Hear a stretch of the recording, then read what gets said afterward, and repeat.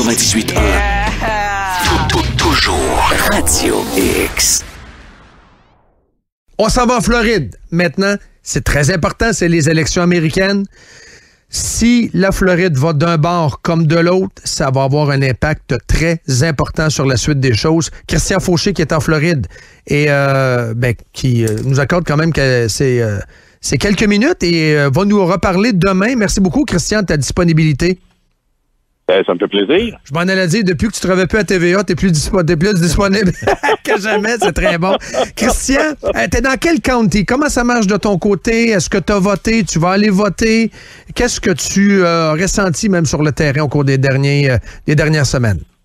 Je suis dans Broward County. Je suis détenteur d'une green card, mais malheureusement, je ne suis pas citoyen américain encore. Okay. Donc, je peux pas voter. Donc, la seule chose que je peux faire, c'est fournir, si tu veux, à la campagne lorsqu'on me demande de donner des dons. Et je peux te dire que je suis très sollicité dans les derniers jours. Je dois recevoir à peu près 50 emails et textes à chaque jour de la campagne de Trump. Parce que, ici, en Floride, Biden, c'est du 3 pour 1. À chaque 1 000 qu'investit Trump en publicité, Biden investit 3 000 $. Pardon? Donc, ça vous donne une idée. Tu le sens? Tu l'entends-tu? Tu le vois-tu, Christian? Ça paraît-tu? Oui, on le voit, je l'entends. Encore plus parce que ma blonde est une media buyer. Ma blonde achète de la publicité comme travail. C'est ce qu'elle fait depuis une vingtaine d'années. Et présentement, lorsqu'elle vient pour placer de la publicité pour son client, c'est impossible. Il n'y a plus de place. Parce que les partis politiques achètent tout ce qu'il y a de plage publicitaire disponible présentement à la télé, à la radio, sur les médias sociaux. C'est incroyable. La guerre de tranchées qui se livre ici en Floride est incroyable. Et je peux vous dire que les démocrates, pour la première fois, sont inquiets pour le sud de la Floride. OK. On s'en est parlé la dernière fois, Dominique. Là, les Hispaniques, la clientèle hispanique est très courtisée. Exactement. La clientèle hispanique, la clientèle noire de la Floride, ceux qui sont dans le sud, sont très courtisés présentement parce que les démocrates viennent de réaliser qu'ils sont en train de perdre le comté de Miami-Dade. Ils ont investi des millions de dollars pour dire aux gens, dépêchez-vous, allez voter, votez par la malle, votez par anticipation, dépêchez-vous à aller voter. Et qu'est-ce qu'on voit? Parce que nous, ici, contrairement à la Pennsylvanie, on a déjà commencé à compter ces votes-là qui sont arrivés. 65% des gens qui sont allés voter dans le comté de Miami-Dade ont voté républicain. Donc, on se dit, ce qui nous reste, c'est les gens qui vont aller voter aujourd'hui. C'est pourquoi, écoute, on a sorti Obama des boulamites. On l'a amené 2 fois en Floride cette semaine. Donc, hier soir, il était à Miami pour essayer, encore une fois, de se faire sortir le vote pour Joe Biden. Donc, ce qui tient et ce qui donne la Floride aux démocrates lorsqu'ils gagnent, c'est le comté de Broward et le comté de Miami-Dade. Et là, présentement, ils sont en train de les perdre. C'est incroyable ce qui se passe en Floride, je vous le dis. Je te l'ai dit l'autre jour, les bumper stickers de Joe Biden, c'est une rareté. On prend des photos quand on en voit. Tandis que, écoute, je suis allé à Coconut Creek ici cette semaine. Il y avait un rallye de Joe Biden. Je suis allé faire un tour là. On était plus de la gang à Trump que de Biden au rallye de Biden. Donc, ça te donne une idée. Pourquoi les sondages sont aussi fake? Parce que je pense que les sondages reflètent les articles de journaux, les reportages télé. C'est du wishful thinking. Ce sont des gens qui sont de cœur démocrate.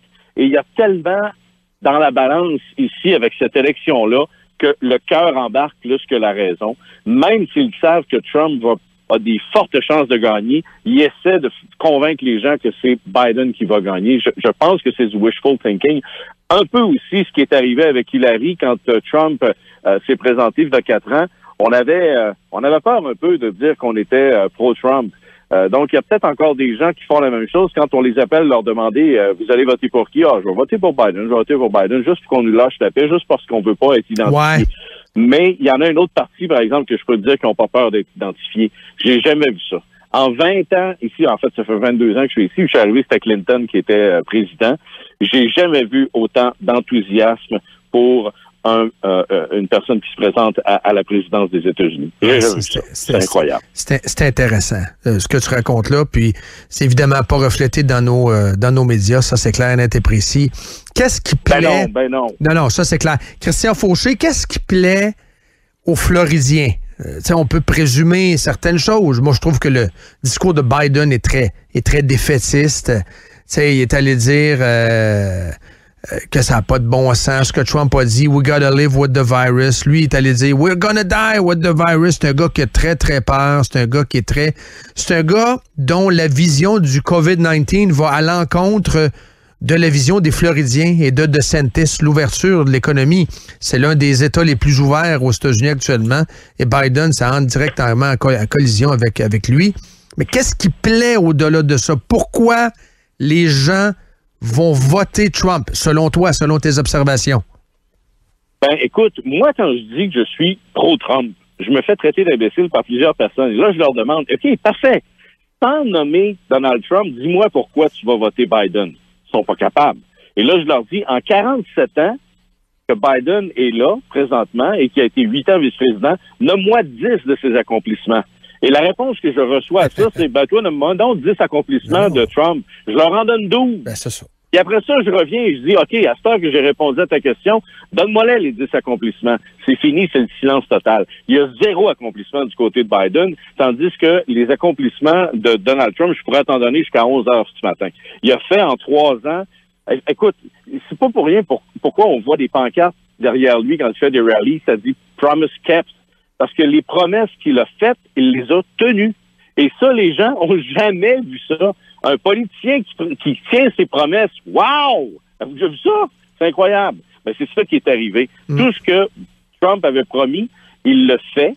Il nous a ramené l'économie, il nous a ramené, en fait, écoute, le chômage a droppé. Nous, on se rappelle les années Biden-Obama.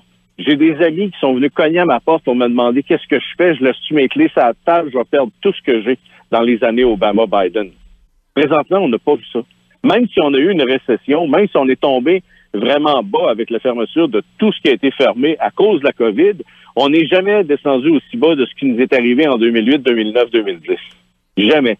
Et ça, les gens ne veulent pas le revivre. Et quand ils regardent qu'est-ce que Trump a fait pour les communautés, pour les gens qui gagnaient le moins, écoute, je vais te donner une idée. Les démocrates, présentement, ceux qui donnent aux démocrates sont les gens qui sont multimillionnaires. Ceux qui donnent à la campagne républicaine, c'est la classe moyenne. C'est un switch qui s'est opéré. Les démocrates étaient le parti de la classe moyenne aux États-Unis. Oui. Sous Trump, c'est devenu les républicains qui sont le parti de la classe moyenne. C'est du jamais vu. C'est un switch à 180 degrés qui s'est opéré pendant 4 ans. C'est ça que vous allez voir aujourd'hui aux élections. La classe moyenne qui va sortir et qui va aller voter. Quel est le média qui a fait le pire job, d'après toi, au plan national puis au plan local? Est-ce que c'est le Herald, le Sentinel, les TV? Le pire job de cul. Les médias ont fait vraiment un job épouvantable, à mon avis. Très, très anti-Trump, matin, midi, soir. Là. Très biaisé. Mais selon toi, selon tes observations? Ben, à mes yeux, à moi, c'est une mauvaise job. Je te dirais c'est CNN. Mais si tu parles aux gens de CNN aujourd'hui, ils vont se dire on a fait une maudite bonne job parce que c'est eux qui ont fait la campagne pour Joe Biden. Joe Biden se lève le matin, il fait une entrevue à 9h30. Après ça, il dit « I put a lid on the campaign ». Je mets un couvert sur ma campagne, je me retire chez nous. À 9h30 le matin, c'est fini. Et c'est les gens de CNN qui continuent à faire campagne pour lui avec les gens de MSNBC. Je te dirais que tous les médias de gauche ont été partenaires dans la campagne de Joe Biden. Mais c'est ça la beauté de la chose.